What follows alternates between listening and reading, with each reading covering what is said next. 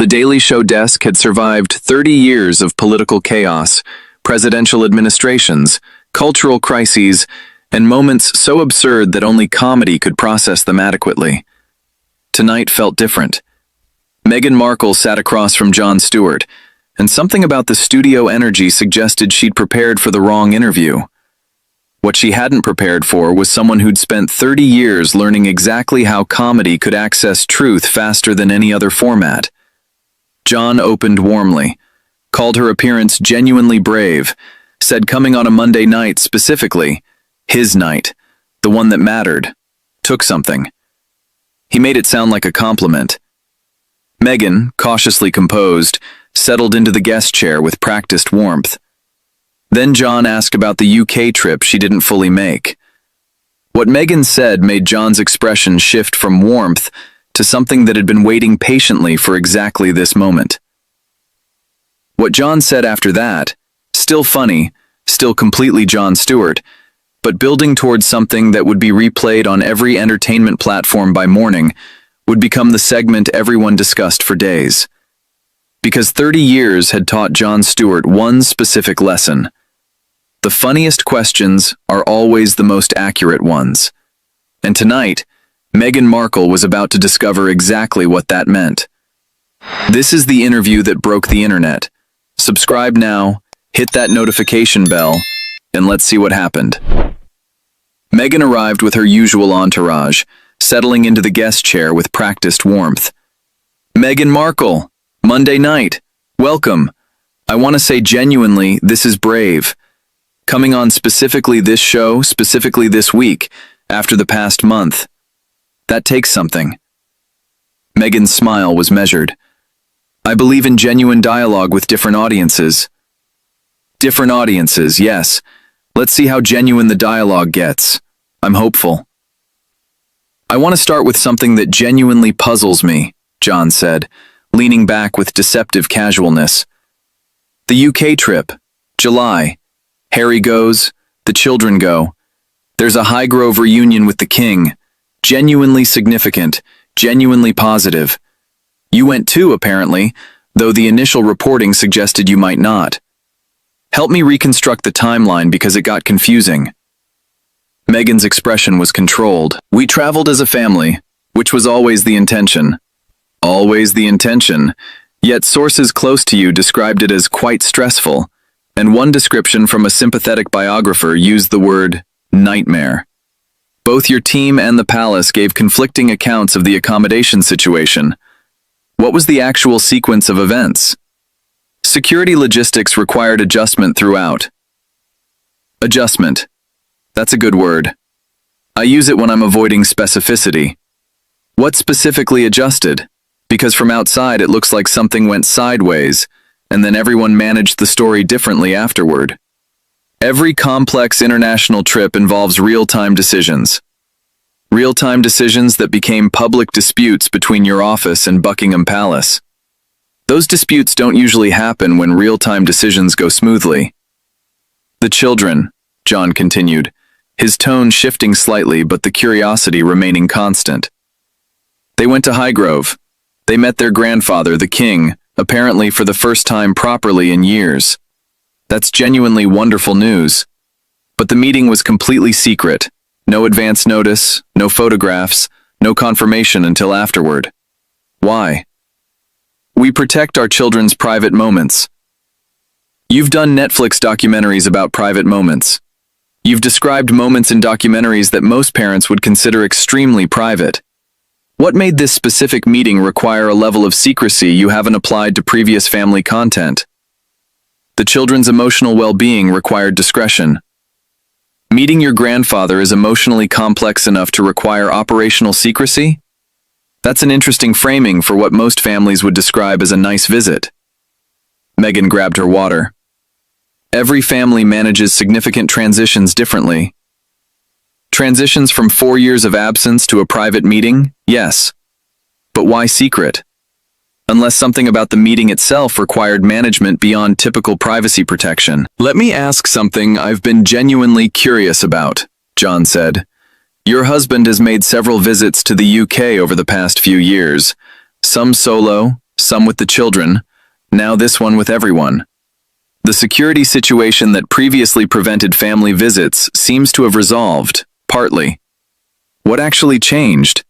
Because the security concerns that prevented visits for 4 years apparently became manageable the moment the Invictus Games countdown required presence. Appropriate arrangements were made. Appropriate arrangements that took 4 years to develop, and coincided with a significant professional engagement. I'm not saying those things are connected. I'm asking whether they're connected. Harry's commitment to Invictus creates different operational contexts. Operational contexts. You know what I love about this conversation? The language. Operational contexts. Real-time decisions. Every time you're approaching something specific, there's a phrase that sounds substantive, but contains no actual information. I've studied politicians for 30 years. This is excellent political language. The as-ever produce guide, Jon said, pivoting with what appeared to be genuine amusement. July 14th. Beautiful seasonal content. Cherries, strawberries, tomatoes, basil, mint. Also, the exact week the CDC was dealing with a significant outbreak of cyclosporiasis, which is a parasitic intestinal illness linked to summer produce. The internet noticed the timing. Meghan's expression tightened visibly.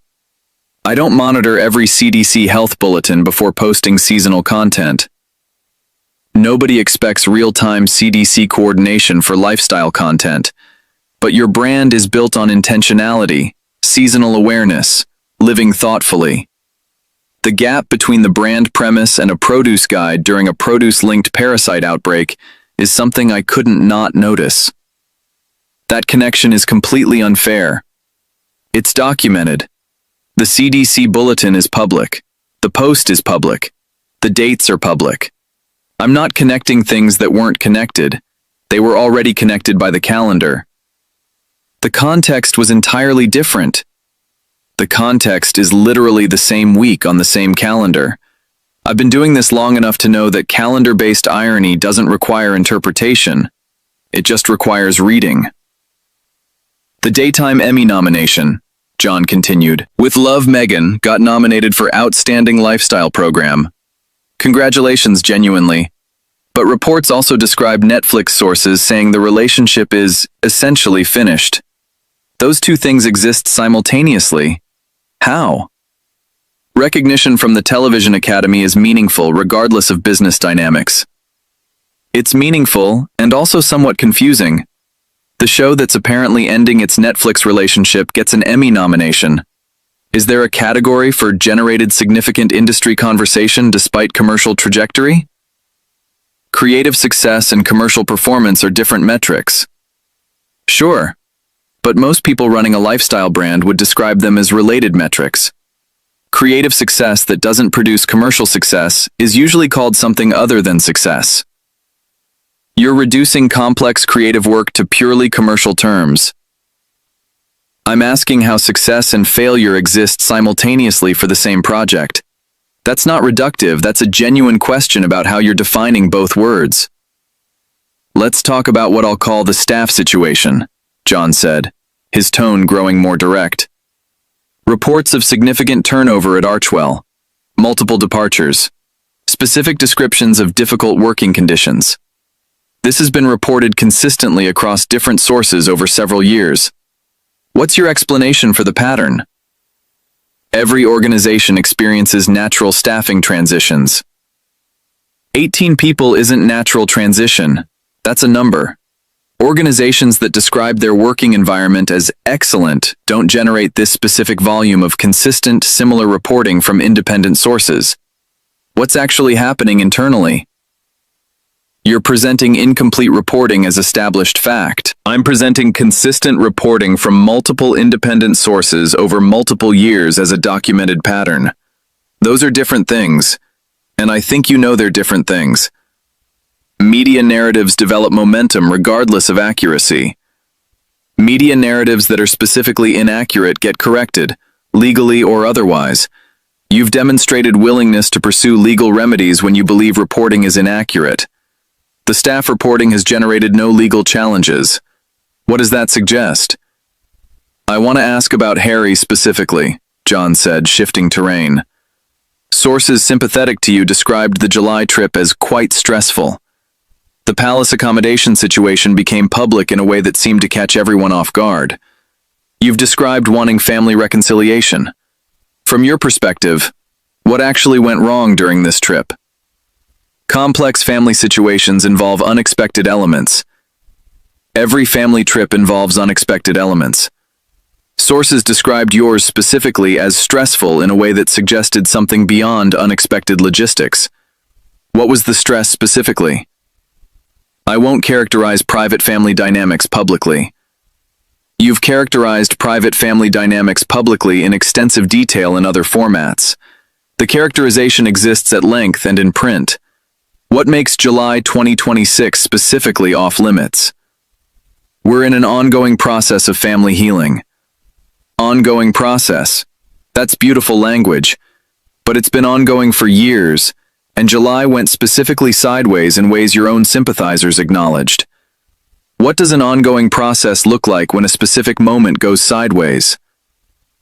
The divorce rumors, Jon said, his tone carrying that particular Daily Show directness. They've been persistent for months. Specific. They've required formal denials. Your husband's recent trips to the UK have generated increasing discussion about whether your priorities align. What's actually happening in your marriage? Tabloid speculation without foundation. Speculation that generated formal response from your team, which is the part I keep coming back to. People in institutions with nothing to respond to typically don't respond. The response itself is information. What required the statement? False narrative spread without correction. False narrative spread when there's material to attach to. Your husband traveled to the UK for extended periods. You weren't always prominently present. The children went to meet their grandfather without you initially being confirmed as present. What's the material those narratives are attaching to? People who wish us harm generate false material. From nothing? Sustained, specific, months-long false material? That's either an extraordinary manufacturing operation, or there's something real underneath. Which is it? Let me try something different, Jon said, leaning forward with genuine curiosity. 30 years of this show. I've asked this question of presidents, senators, executives, celebrities. What do you actually want? Not for Archwell, not for your brand, not for your advocacy work. What does MeghanMarkle, the person, want her life to look like 5 years from now? Silence.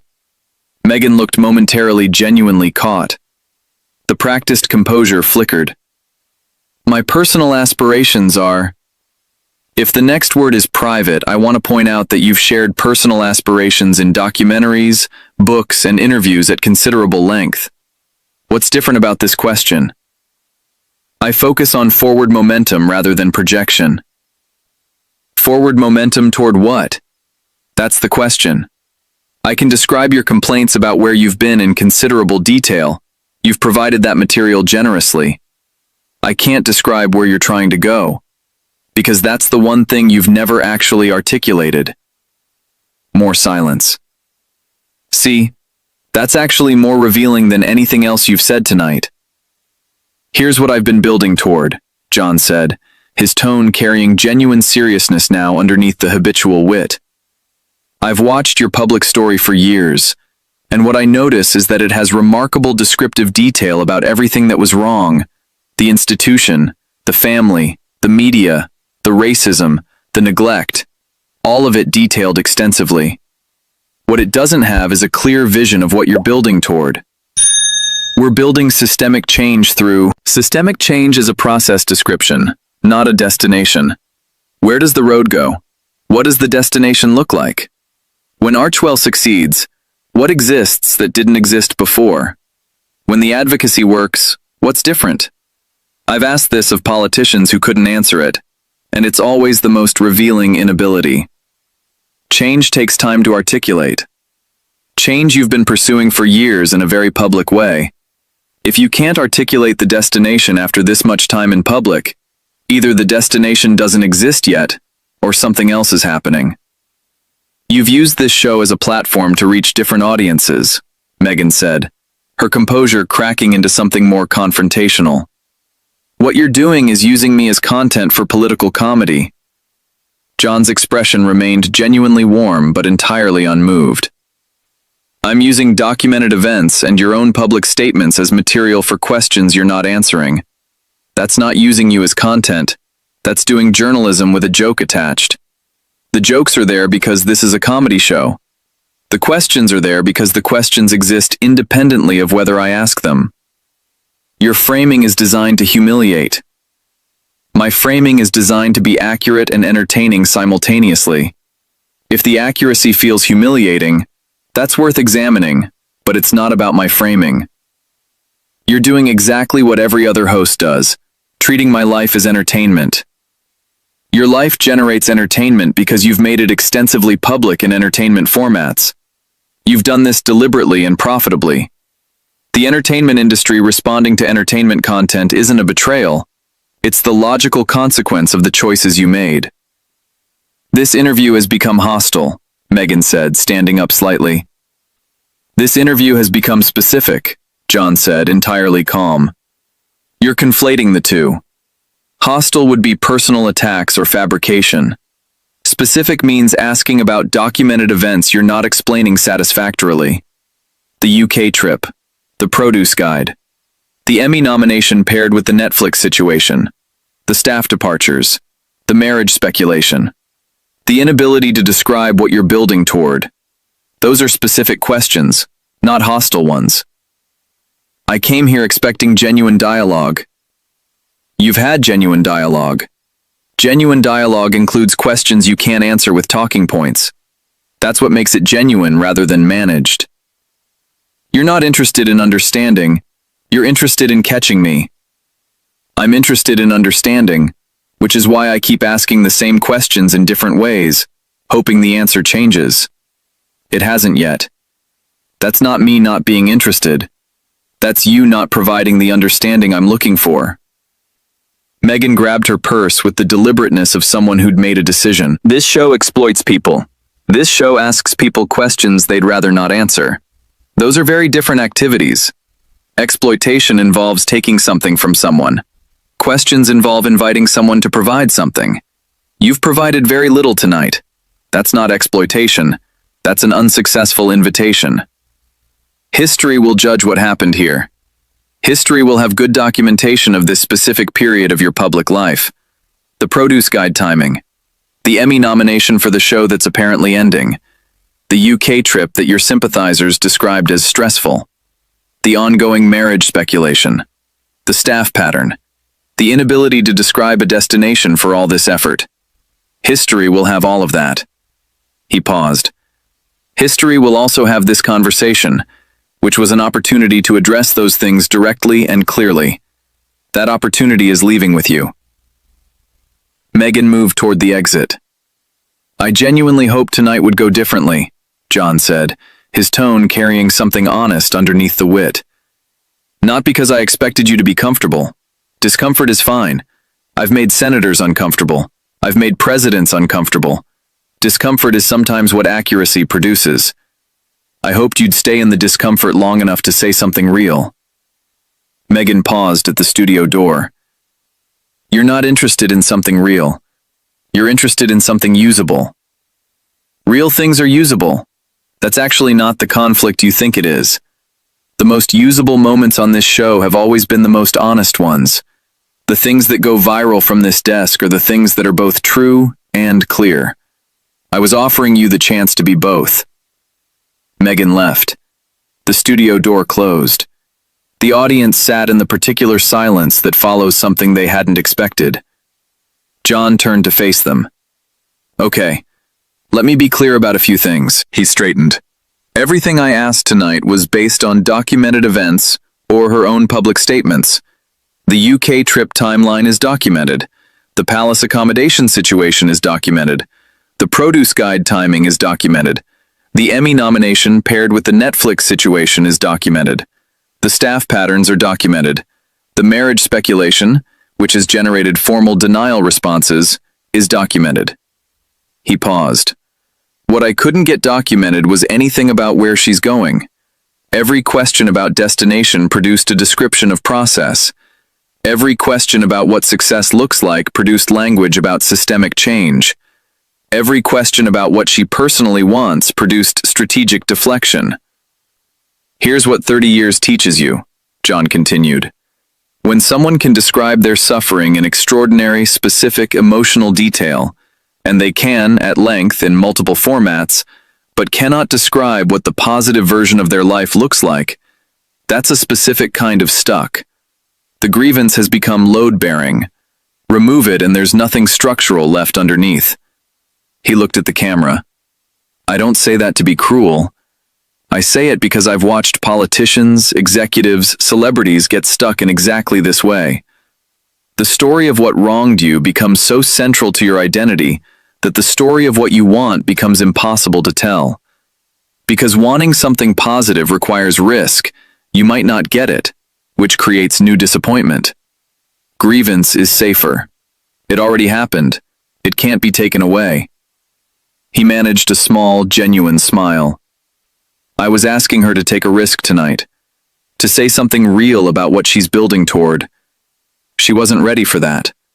Maybe someday she will be. The footage aired that Monday. Comedy Central made no edits. The clips that spread captured the collision. Every time you're approaching something specific, there's a phrase that sounds substantive but contains no actual information. The calendar-based irony doesn't require interpretation. It just requires reading. The response itself is information. What required the statement? Forward momentum toward what? That's the question. The grievance has become load-bearing. Remove it and there's nothing structural left underneath. The most usable moments on this show have always been the most honest ones. Meghan's team released a statement calling the interview a politically motivated ambush disguised as satire. Jon addressed it during his following week's episode. Politically motivated. I've spent 30 years asking politicians questions they couldn't answer without party affiliation mattering much. I asked a lifestyle